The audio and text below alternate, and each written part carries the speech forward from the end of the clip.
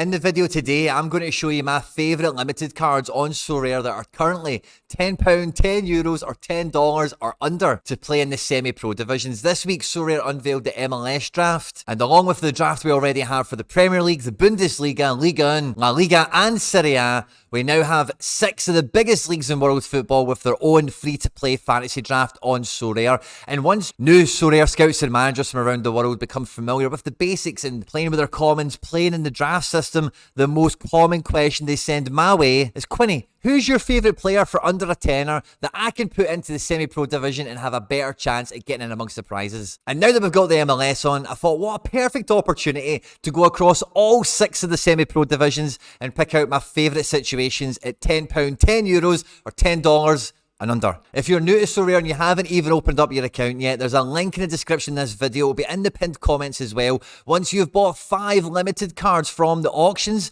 you'll get 1 for free. You can keep it, you can sell it, you can do absolutely anything you want with it. The 5 limiteds you have to buy, they can cost anything. 50p, $1, €100. Doesn't matter. It's the best way to sign up. It's the way everyone signs up. And if you start playing Sorare and you don't get a free limited, you're 1 card worse off than everyone else out there. By doing so, you'll support the content here at the channel, and I thank you in advance if you do so. If you get stuck, if you've got any questions, just hit me up in the comment section and I'll come and help you out. At any point in the video, if you laugh, you learn, you like something or whatever, please do like and subscribe to the channel. We're pushing for 10,000 subscribers as quick as humanly possible. Stay out of trouble and let's get stuck into it. Now, the semi-pro division has a specific set of strategies that work best for it. If you're after an in-depth explainer on what kind of strategies you should be thinking about, there'll be a video linked in the description of this video, and there'll also be a wee thing popping up on top of the screen that'll take you over there if that's what you're after today. But in this video, I assume you know all that, and what we're now looking for is those limited cards, those ones we can pick up for a couple of quid on the market, and we can slide them in to play alongside 4 common cards in the semi-pro division. This limited card will be the only limited card that goes into any of the lineups, and it will always be our captain. Out of the 6 divisions we're looking at today, they've all got their own little nooks and crannies and little details where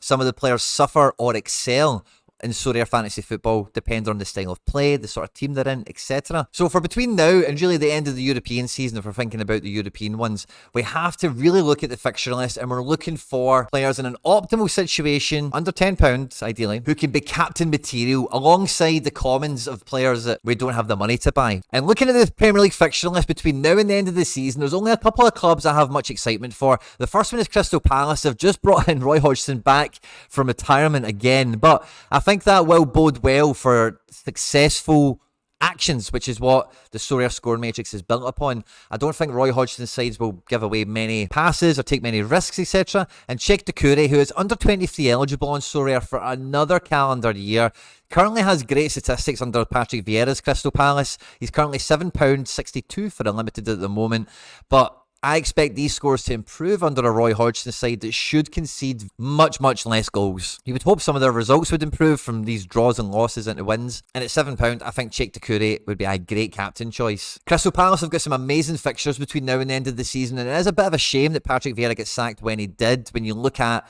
the fixture list that they've just suffered and the fixture list is yet to come. Mark Gahey as well at £9.33 would be a great candidate under £10 to be a semi-pro captain for the Premier League. Again, in this current Crystal Palace outfit, great scores and should only improve under Roy Hodgson. Now, when looking for a limited to bring into the semi-pro division, we're looking for a guy we're going to captain. Ideally, we can find a team that has some really good fixtures, has got a really good situation overall, and has a player in their team that just epitomises their result. And what I mean by that is if they win or they have an admirable match, even if they don't necessarily get the victory, a guy that's key to all the positive things they do as a team. And that, in essence, can almost be a one-man effort, a one-man team. Across Europe and across global football, there's plenty of players on Sorare that exude this personality, this profile, as it were.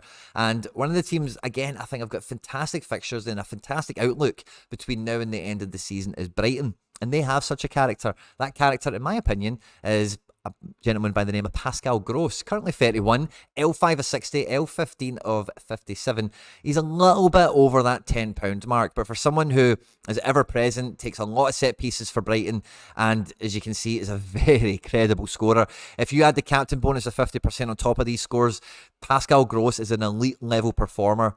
And for the production you would get out of him, the extra £1 or so, if you were to just go and snap by off the secondary market, hey, I don't mind including him on the video. But given the way the market's going and such, it's not beyond the realms of possibility. You would get this guy at £10 or under if you wait for an auction. And buying from auctions helps you activate your free limited for signing up. If you were just able to stretch over the £10 mark, maybe Levi Colwill is a really good prospect as well. He's under 23 eligible on Sorare until 2027, and this gives this card, I don't want to say price protection as such, but being under 23 and being an elite performer already at Premier League level only bodes well for this young man in the future.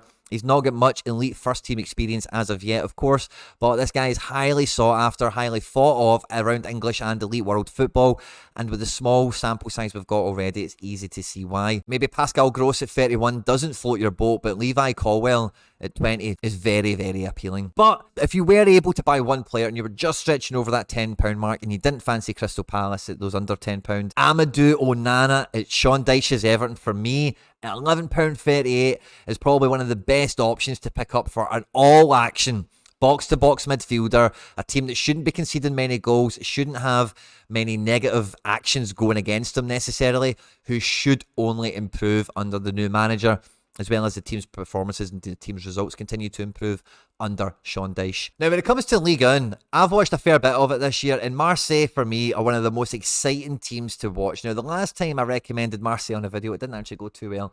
Their fixtures looked amazing, and they didn't really perform under Sampaoli, who's just actually been sacked at Sevilla, so maybe that was more of a Sampaoli curse rather than a Quinny curse. But if we're going to go back to Marseille, we're going to go back to the well. Whenever I've watched them this year, for me, one of the most exciting players to watch in France, particularly for fantasy football, if you're going to be picking guys up for the semi-pro division. He's got a great first name, of course. It's Jonathan Klaus, okay?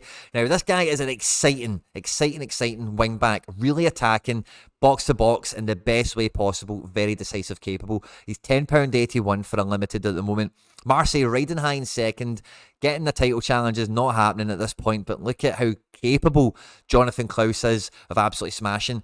Marseille's fixtures between now and the end of the season are very favourable, and Igor Tudor's men look set to secure second place, and Jonathan Klaus, for me, along with Ruslan Malinovsky at £8.56, are fantastic options. Now, Malinovsky's scores are not fantastic right now, but he is a big game, a big moment player, and as it gets to the sharp point of the season, as Marseille start to get excited about prospects of Champions League next year, etc., etc., I think we'll see the best of Malinovsky come out in the final period of the season and to have a very effective, creative, long-range goal-scoring, banger-scoring Ruslan Malinovsky in your gallery, in your team, for when he does pop off. L15 of 38 as well, so if he did venture into other divisions, he could be a very OP card in that sense. And when it comes to France, you want players that are exciting and fun to watch, you know, and I think Jonathan Klaus and Malinovsky are great options, but there is a way to get to PSG for under £10, the most dominant team in the division. The only way to get to PSG for under £10 is Fabian Ruiz, £7.45, plays all the time, isn't doing great now at PSG,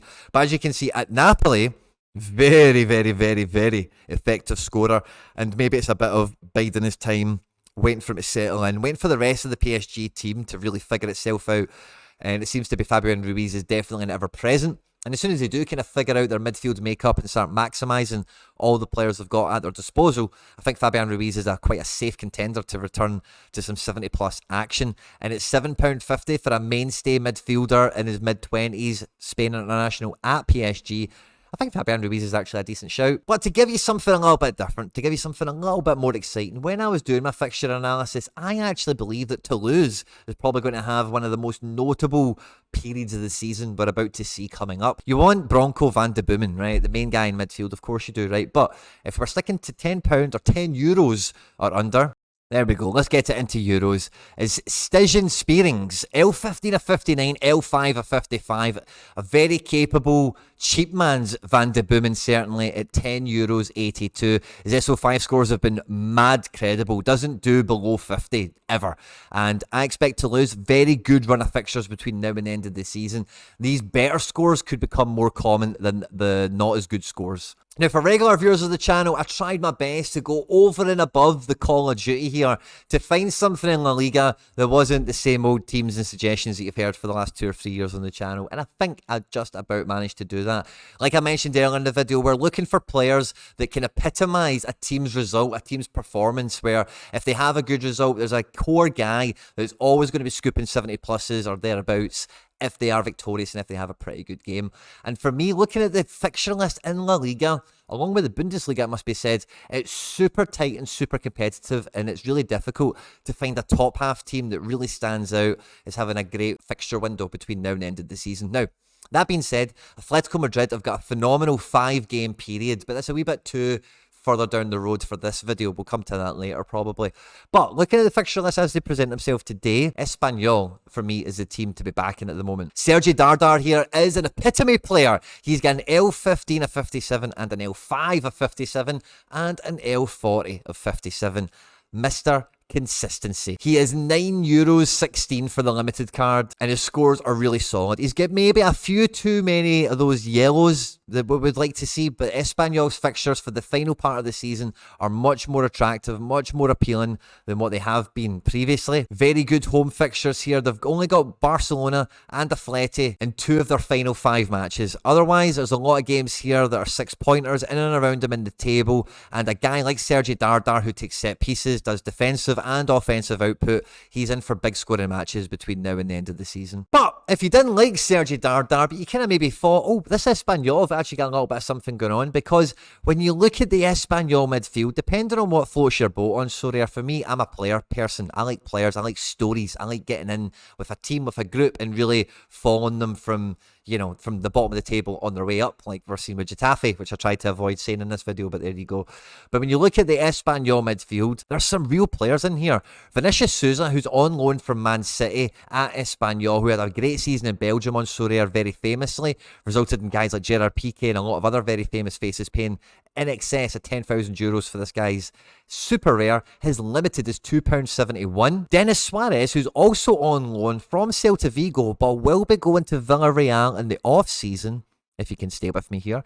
He's ever present for the moment at Espanyol. He's not played for Celta Vigo all season. He's very slowly getting himself up to speed. His limited goes for under €4 at the moment, and his scores are starting to show signs of improvement. For a guy who's ever present in this team and will be ever present in a better team next year, I like that a lot. And they also have one of their own wonder kids coming up through the ranks, who I've already mentioned on a few pieces of content here and there, and that is Nico Melamed. But he's actually now starting to get minutes more and more often. And if you like a nice wonder kid coming through the ranks, he's £1.73. So Dardar, €9.16. We could go and pick up 4 other defenders, midfielders, I beg your pardon, in the same team with very interesting profiles and makeups. And 2 out of the 5 almost certainly will play at a different team next year. And that gives you maybe some opportunities to fan out your exposure just by starting off with this Espanyol midfield. Now, I did say the Bundesliga and La Liga, looking at both the fixture lists, it's super difficult to find any pristine opportunities. And similar to France, you've got to look at the big teams first of all. Can we get in there for under €10?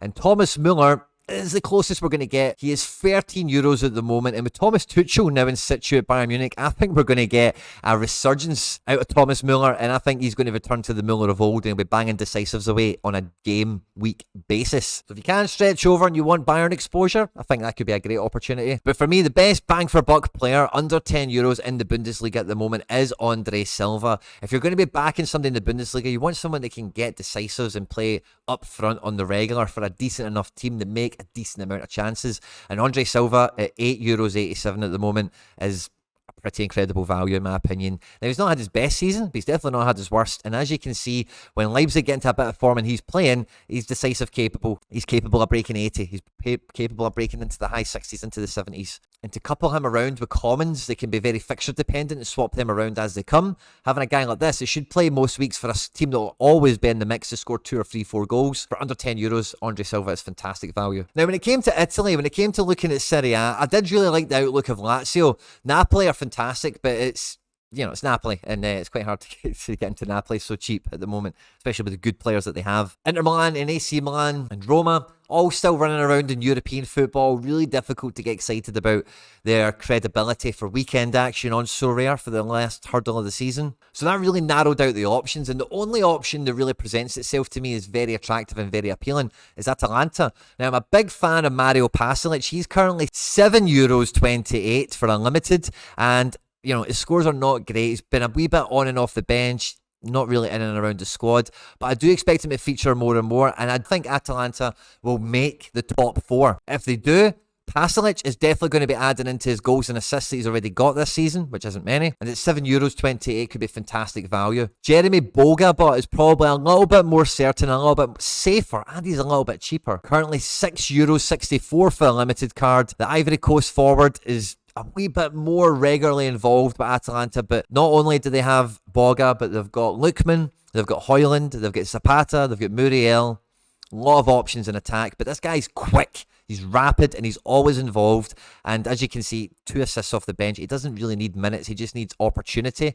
And a guy like this is a great pick at €6 for a team that I think is going to finish in the top 4 and have a pretty good finish to the season. Now, the MLS season is underway, and it's such a long, difficult, and arduous season with a variety of factors involved for the players, for the coaches, for the teams, and all manner of things. Fixture congestion, away matches, home matches, all sorts of stuff's going on. So I thought I would give you my favourite players that I could find that were $10 or under. Now, the first one would have to be Alex Roldan. If we're going to be looking at any defender in MLS, we want a guy that's capable of banging out huge scores. And the El Salvador international is capable, multiply capable, of dropping big 70s, 100s, 80s, 90s. Seattle Sounders have started the season really strongly, and he's a key player when they're in good results and good form. And to be picking this guy up for around $10, I think is an absolute bargain. In midfield, I could not believe the price of Junior Moreno. Cincinnati were the triple wooden spoon holders, the laughingstock of America for 3 years, but no longer. They are riding high and looking amazing. It's $6.19. Junior Moreno, 29-year-old Venezuelan international. L5 of 64, L15 of 48. In my opinion, at limited level, is wildly slept on. He's DNP'd here, but this is international duty interfering with this, and he is capable of decisives, no problem at all. Cincinnati, one of the teams that should do really well this year, and this is going to be one of their key attacking outlets. And Jassy Zardes, who's a bit of a meme, a bit of a divisive figure, MLS Cup champion, of course, with Columbus Crew, is now at Austin. Really low, really poor L15 and L5 scores. Really pacey, really strong, decent MLS forward. He's a little bit over €10 at the moment, but he's ever-present in a really strong Austin team. He's only transferred in recently enough, so I'm willing to give Jassy the benefit of the doubt to wait and see for this Columbus Crew form could maybe return in Austin. And to get a goal scorer that capable for around the $10 mark in Jassy Zardes, I think is great bang for buck.